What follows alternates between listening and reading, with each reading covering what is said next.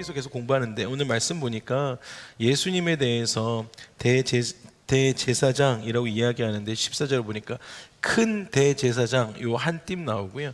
그리고 15절로 넘어가니까 그 큰 대제사장 되시는 그 예수님께서 여러분의 연약함을 동정 못하시는 분이 아니시다라는 이 두 번째 부분 나와요. 여러분, 예수님께서 여러분들의 삶을 공감하시고 동정하신다라는 거예요. 동정하시다라는 거는 우리의 어떤 삶을 알아야 동정하실 거 아니겠습니까? 알아야 되잖아요. 감정에 대한 부분들을 이해하셔야 되잖아요. 근데 그 전능하신 분이 우리의 그 연약함이 없으실 분인데 그거 어떻게 아실까? 근데 아신다라는 거예요. 우리와 똑같이 시험을 받으셨기 때문에 아신다라는 거예요. 그럼 죄가 있으신가? 근데 그 죄에 대한 부분들도 보셔야 되겠죠. 근데 죄가 없으신 분이세요. 근데 그 뒤에 나오죠. 근데 죄는 없으시다라는 거예요. 그 부분들을 좀 살펴보면 좋을 것 같습니다. 계속해서 우리가 12월 달 아기 예수님을 묵상하면서 지나가게 되어지지요. 그러면서 계속적으로 우리는 히브리서를 공부하게 되어집니다. 히브리서는 예수님에 관한 책이에요. 예수님에 대해서 우리가 공부하게 되어집니다. 여러분, 어느 사람이 우리 여기서 조금만 가면 있는 요세미티를 하이킹하고 있었습니다. 산색을 깊은 데까지 들어갔어요. 그런데 갑자기 해가 떨어져서 밤이 되고 길을 잃었습니다. 며칠을 헤매다가 구사일생 끝에 파크 레인저를 만났습니다. 그리고 구조를 받았습니다. 구조를 받아서 파크 레인저한테 처음 들은 이야기가 무엇이냐면, 내려가는 길을 빨리 찾기 위해서는 저 산 위쪽으로 올라가셔야 됩니다. 능선 위쪽으로 올라가셨어야 합니다. 라는 이야기였었다는 거예요. 그래야 방향을 정확하게 알고 내려올 수 있었기 때문이다라는 거예요. 조금이라도 높은 지대로 올라가셔서 빛이 있는 방향을 정확하게 알고 방향을 정하시고 내려오셔야, 그래야 방향을 정확하게 아셔야 하산하실 수 있었다라는 것입니다. 왜냐하면 그 사람은요, 계속해서 5마일 반경을 빙빙빙빙 돌고 있었기 때문입니다. 여러분, 우리도요, 예수님을 묵상하는 이유가 있다라고 한다면, 단 한 가지 이유가 있다고 한다면요, 여러분, 예수님을 묵상하는 것. 기노스코에서도 계속적으로 우리가 예수님을 묵상하게 하잖아요. 말씀을 묵상하게 하잖아요. 그런 단 한 가지 이유가 있다면, 여러분의 신앙의 여정 가운데, 이 땅에 살아가고 있는 인생의 여정 가운데 길을 묻기 위해서다라는 거예요. 매일매일 살아가는 그 인생의 길을 묻기 위해서 우리는 예수님을 묵상하는 것이지요. 그렇지 않으면요, 여러분, 인생의 5마일 반경을 빙빙빙빙 도는 거예요. 그러다가 보면 인생의 5마일 반경 안에서 빙빙빙빙빙빙 돌다가 탈진해서 죽게 되어지는 것이지요. 진리를 못 찾고 높은 곳에서 빛을 발견해서 방향을 알고 내려갔어야 하는데 그러지 못하고 빙빙빙빙 돌다가 탈진하게 되어진다는 것입니다.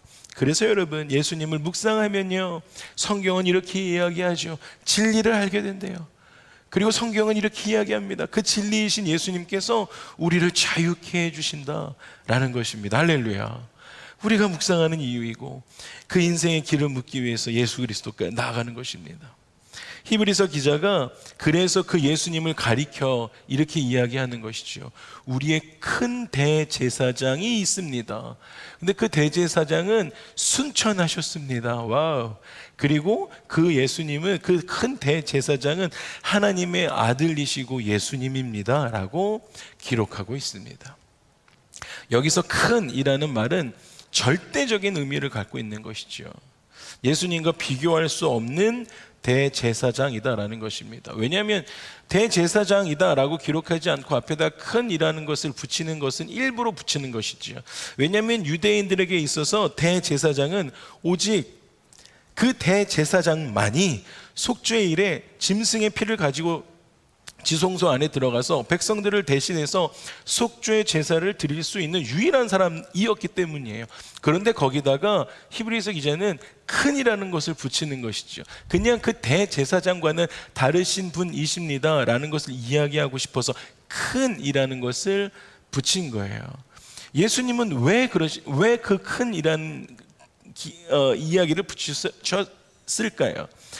예수님은요, 그 자신을 속죄 제물로 삼아서 그냥 일반 대제사장들과는 달리 예수님은 자신을 속죄 제물로 삼아서 저와 여러분들로 하여금 죄를 사함받게 하시고, 그리고 저와 여러분들을 구원받을 수 있는 길을 열어주신 분이시기 때문에 히브리서 기자는 예수 그리스도를 큰 대제사장이다 라고 이야기했던 것입니다. 히브리서 기자가 그러면서 그 마지막에 그런 예수님에 대한 여러분의 믿음을 굳게 잡으십시오 라고 권면하고 있습니다. 할렐루야. 여러분, 이 연말 지나가시면서 여러분들, 우리들은 예수님을 향해서 우리의 믿음이 계속적으로 성장하고 올라가셨으면 좋겠어요. 이 연말에 예수님을 향한 믿음을 굳게 잡으라 라고 이야기하고 있는 이 히브리서 기자의 이 믿음의 권면을 우리가 굳게 잡았으면 좋겠습니다. 할렐루야. 그래서 와, 그렇군요. 큰 대제사장이신 그 예수 그리스도를 향한 그 믿음을 우리가 굳게 잡는 이 연말이 되기를 주님의 이름으로 축복합니다. 왜냐하면요, 그때 우리가 가지고 있는 모든 문제가 해결되기 때문입니다.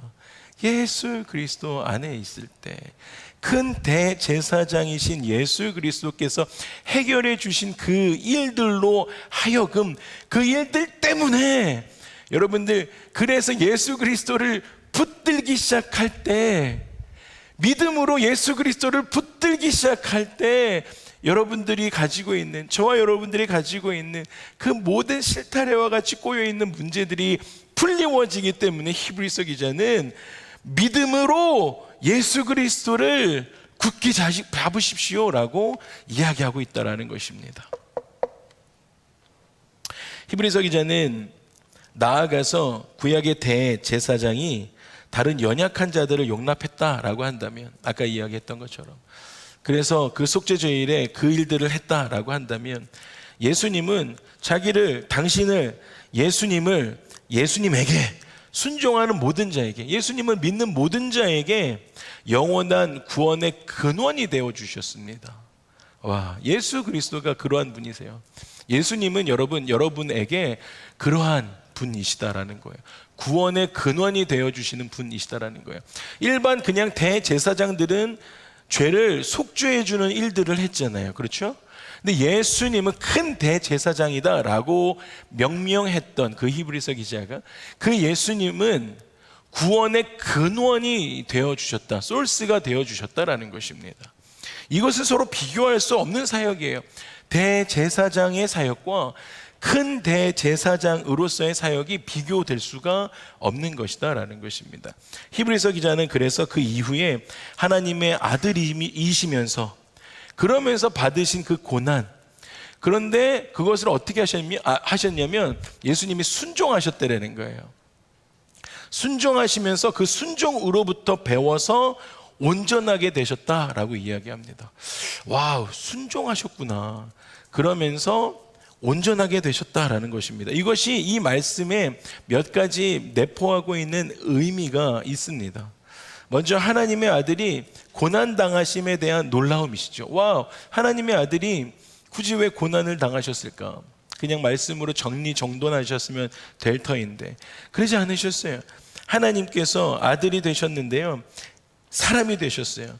그리고 하나님의 아들 예수 그리스도가 사람이 되시고 그가 창조하신 사람들로부터 고난당하신다라는 사실은 아무도 상상할 수가 없는 일이었습니다. 그런데요, 예수님은 고난을 당하시는 것뿐만 아니라 그 고난을 통해서 순종을 배우셨습니다. 그런데 여러분, 이 말은 불순종으로부터의 순종하셨습니다라는 것을 의미하는 것이 아닙니다.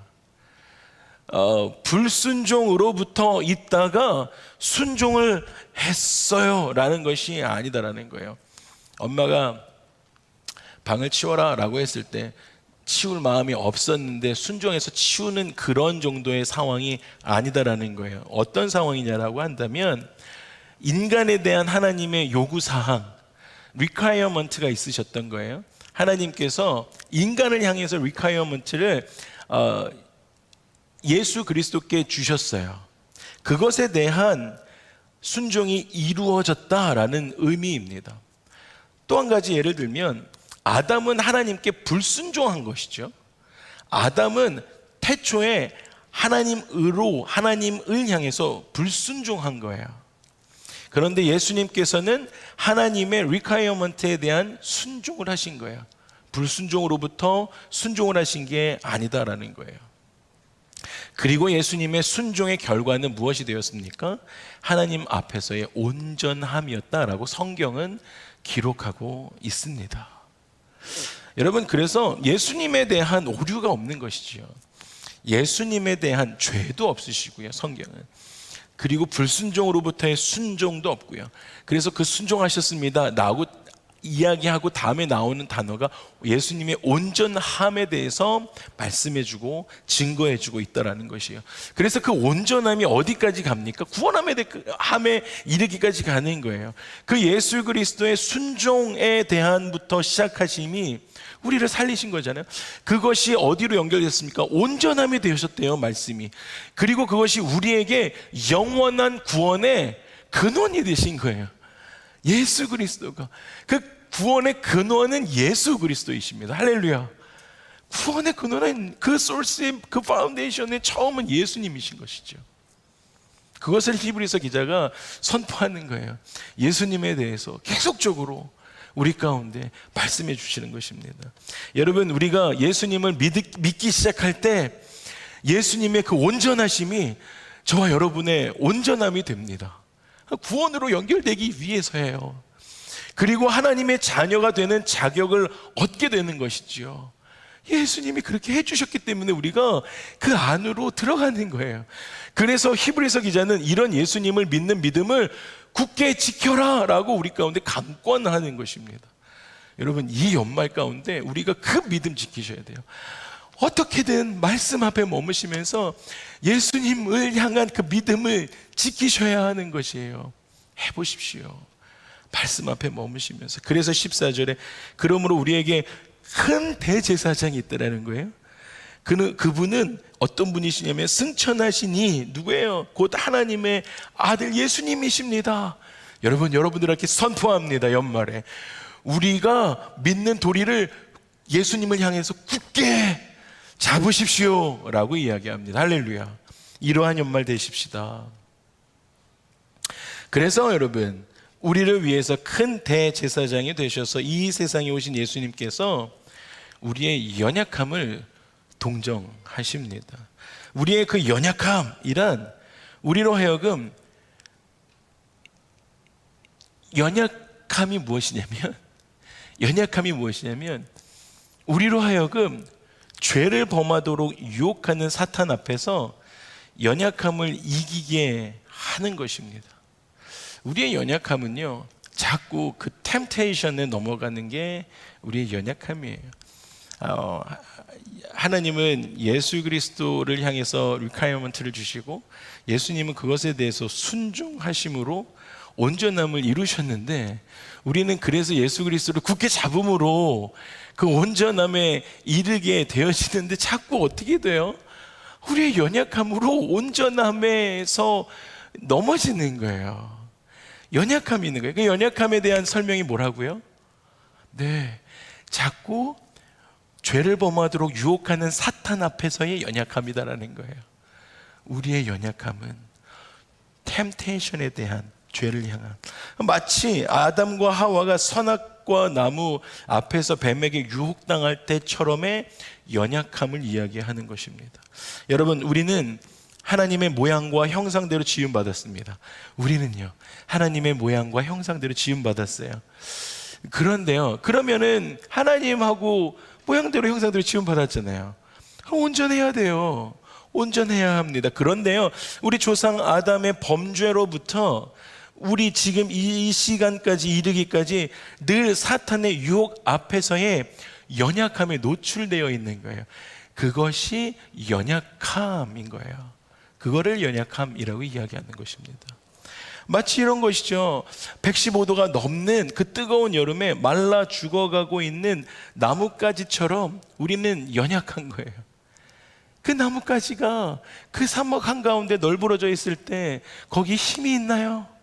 지나가면서 발에 한번 채이면 그 연약한 나뭇가지는 말라 비틀어져 있으면 그냥 부스러지고 말 거예요. 그게 연약함이에요. 이 세상에 오신 예수님은 그런데 우리의 연약함을 아시고 동정하신다라는 거예요. 여러분, 동정은 함께 고통을 당한다라는 이야기예요. 제가 오늘 예배 인도하셨던 간사님도 많이 묵상하셨던 찬양이라고 하셨는데 저도 올해 이 찬양을 계속 이번 주에 묵상했습니다.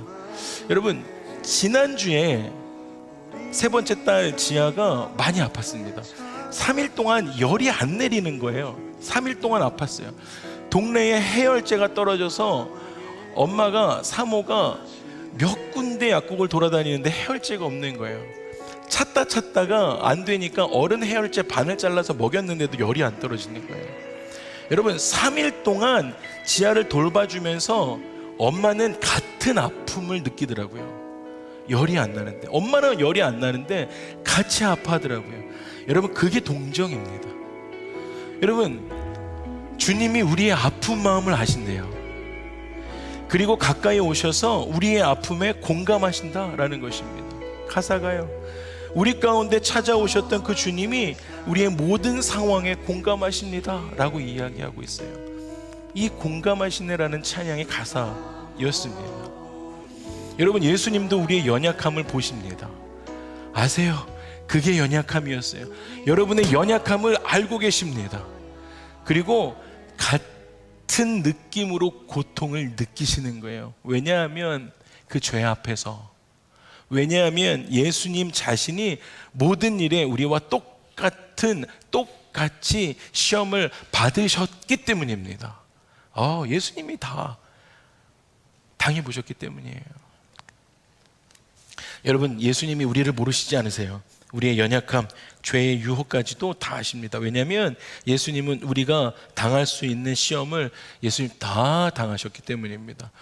그런데 오해하지 마십시오. 사실 생각해보고 성경을 읽어보면 예수 그리스도께서 당하셨던 그 시험 당하심의 그 질적임은, 시험 당하심의 그 한계와 예수 그리스도께서 시험 당하심의 그 고통스러움은, 예수님께서 당하신 그 시험은 우리가 지금 당하고 있는 그 시험과 비교할 수 없는 시험이셨습니다.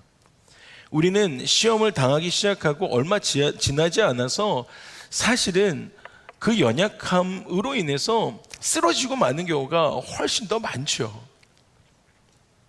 그래서 앞으로도 그 시험이 계속된다라고 한다면 얼마나 고통스러울지 알 수가 없어요. 그러나 예수님은 그 모든 시험을 끝까지 견디셨습니다. 그렇죠? 예수님은 끝까지 견디시는 분이십니다.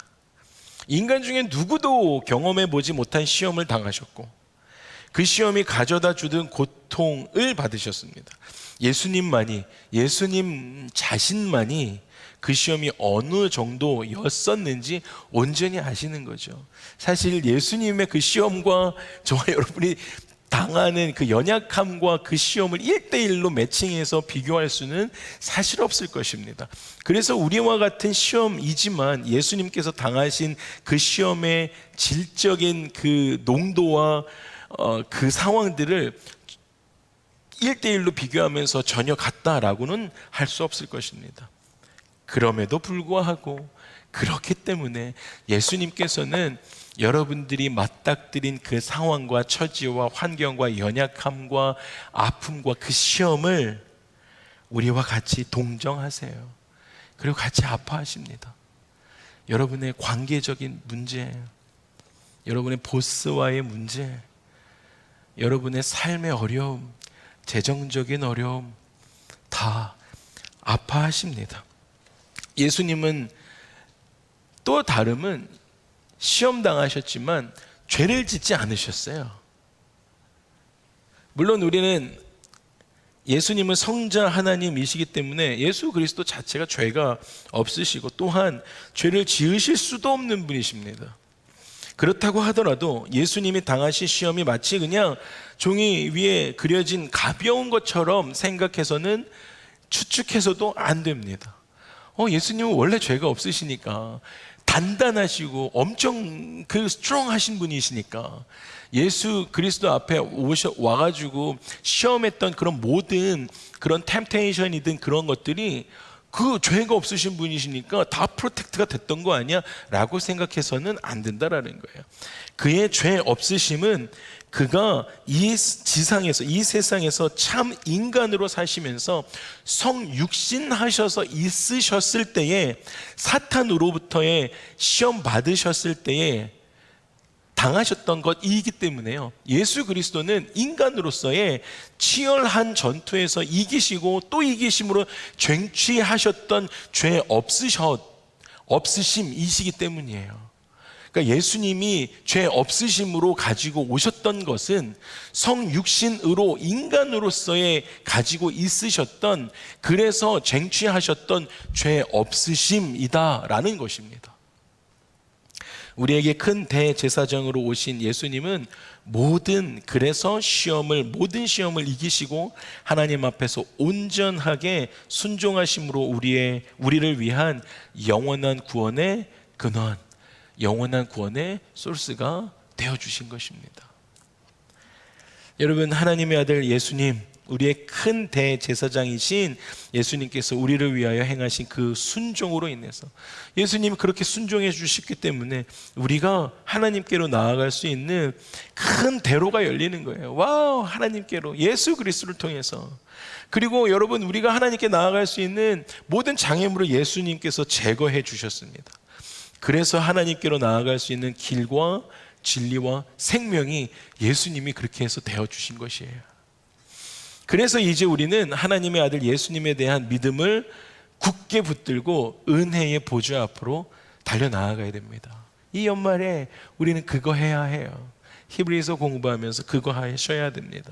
하나님의 긍휼하심을 받고 우리가 때를 따라 돕는 은혜를 얻기 위하여 은혜의 보좌 앞으로 우리는 담대히 나아가야 한다라는 것입니다.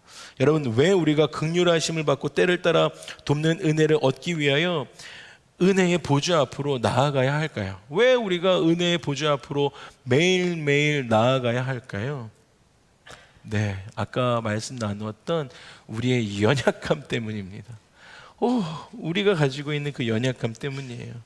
여러분, 우리는 여전히 연약해서 자주 실패하고 넘어집니다. 그래서 사실은 우리가 목장도 하는 거예요. 스몰 그룹을 하면서 서로가 서로를 와치아웃 해주는 것이지요. 기노스코도 그래서 하는 거예요. 기노스코 안에서 서로가 서로의 신앙을 체크업해주고 같이 성경도 읽고 같이 읽은 것들을 쉐어할 수 있도록 같이 체크업해주는 것이지요.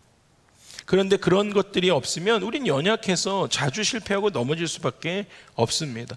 연약해서 넘어지는 우리를 보시고, 그런데 하나님께서 그의 긍휼히 여기시는 손을 내밀어 주실 때에 우리는 그때 여러분 믿음을 사용하셔서 은혜의 보좌 앞으로 달려가셔야 돼요.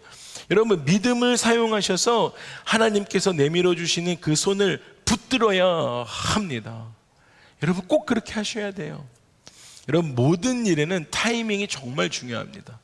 여러분, 그 타이밍을 가지고 오는 것이 하나님의 말씀 앞에, 은혜의 보좌 앞으로 나아갔을 때 그 타이밍을 잡으실 수 있어요. 그렇기 때문에 우리가 시험을 당할 때, 연약함을 느끼는 것 같을 때, 내가 지금 시험을 당하고 있다라는 느낌이 들 때, 여러분들의 삶이 going down, 여러분들의 신앙의 그래프가 이렇게 오르락 내리락 할 때가 있잖아요. 근데 좀 내리막을 타고 있다라고 느껴질 때 여러분 그거 느끼실 수 있어요.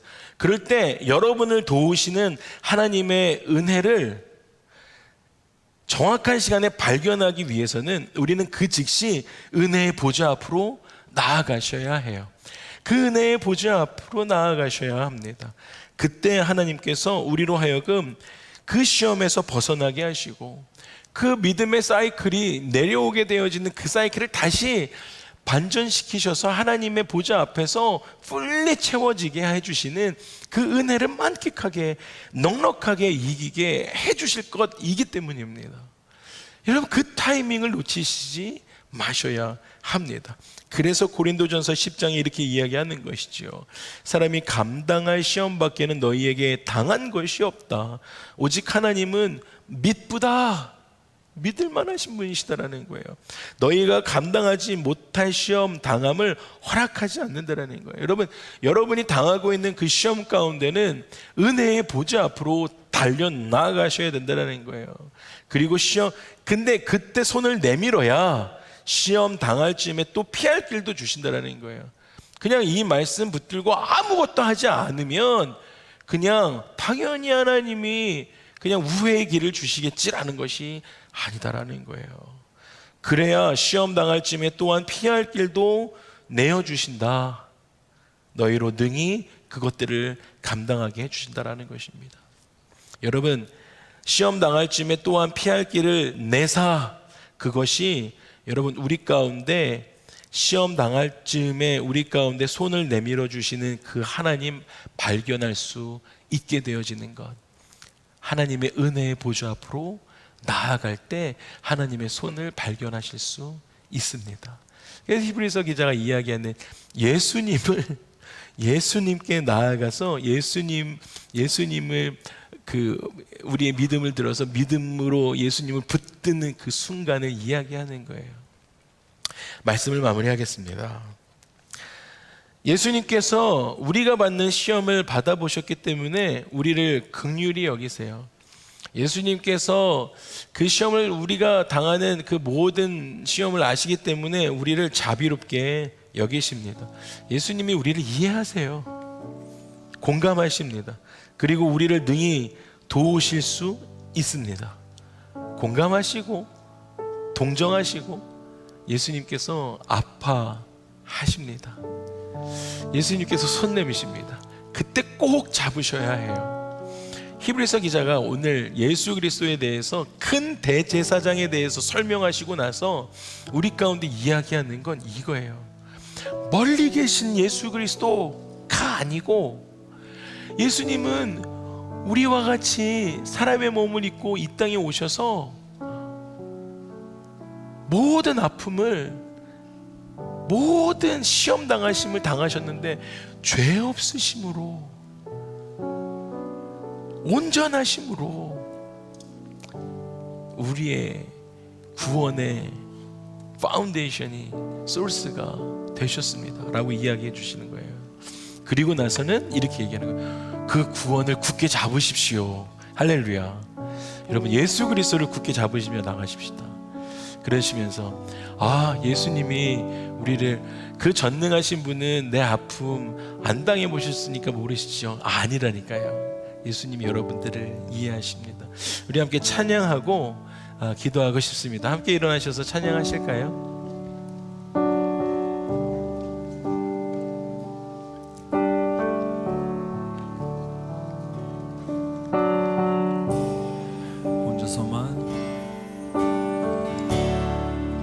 혼자서만 세상을 사는 듯이 주가 멀어 보이기만 할 때 여러분, 우리가 바라보아야 합니다. 우리는 바라보아야 하네. 은혜의 보좌를 바라보아야 합니다.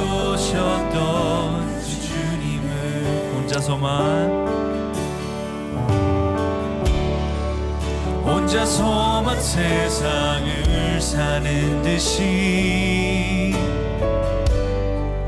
주가 멀어 보이기만 할 때 우리는 바라보아야 하네. 여러분, 이 땅에 오신 예수님을, 하나님의 말씀에 순종하셨던 예수님을 보십시다. 주님이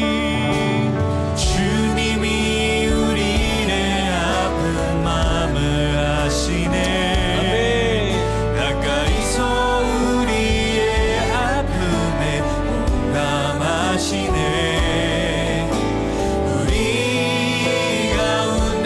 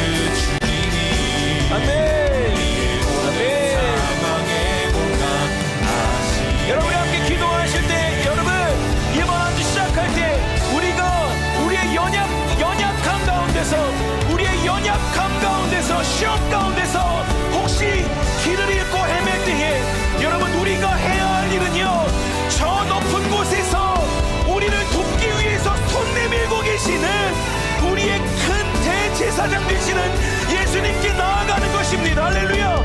오늘 이번 한 주 나를 위하여 손 내밀고 계시는 예수님의 손 붙잡는 이번 한 주 되게 하여 주시옵소서라고 우리 주여 한번 부르시고 주 앞에 기도하도록 하시겠습니다. 함께 기도합니다. 주여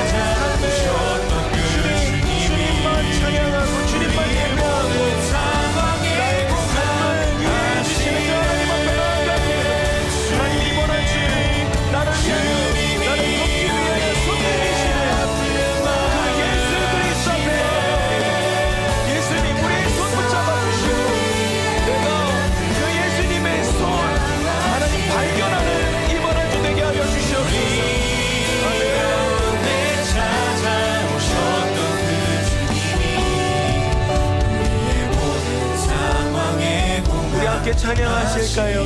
주님이 우리의 아픈 마음 아시네. 주님이 우리의 아픈 마음 아시네. 가까이서 우리의 아픔에 공감하시네. 우리의 삶 가운데 우리 가운데 찾아오셨던 그 주님이 우리의 모든 상황에 공감하시네. 하나님, 오늘 이번 한 주 시작할 때에 우리 연약함 가운데서 우리가 길을 잃어버리고 헤맬 때에 우왕좌왕할 때에 하나님, 우리가 꼭 기억하며 은혜의 보좌를 찾아 저 높은 곳을 향해서 우리를 돕기 위해 손 내밀고 계시는 큰 대제사장이신 예수님께 나아가는 이번 한 주 되어지도록 주님 도와주시옵소서. 주님 사랑합니다. 감사드리고 예수님의 이름으로 기도합니다. 아멘. 아멘. 우리 주님께 감사와 영광의 박수 올려드리시겠습니다. 할렐루야.